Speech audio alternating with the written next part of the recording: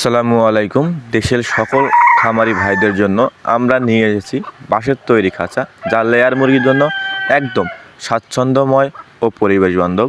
আপনারা দেখতে পাচ্ছেন আমরা এখন সবগুলো পাটকে জুড়ে আমরা খাঁচায় রূপান্তর করব বাদ দিয়ে, যা আমরা এখানে দেখাতে পাচ্ছি আপনাদের খাঁচা বাঁধার কাজ চালানো হচ্ছে। আমরা বাংলাদেশের প্রতিটি জেলায় গিয়ে অনেক সুন্দর করে সুদক্ষ কারিগরের দ্বারা বাঁশের তৈরি খাঁচা তৈরি করে দিয়ে থাকি।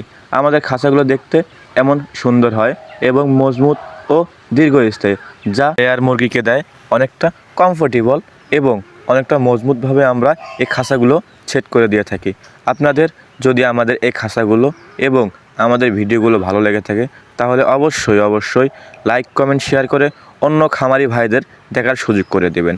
আমরা এখানে বাঁশ দিয়ে স্ট্যান্ড তৈরি করেছি, যার উপরে খাঁচাগুলো বসানো হবে।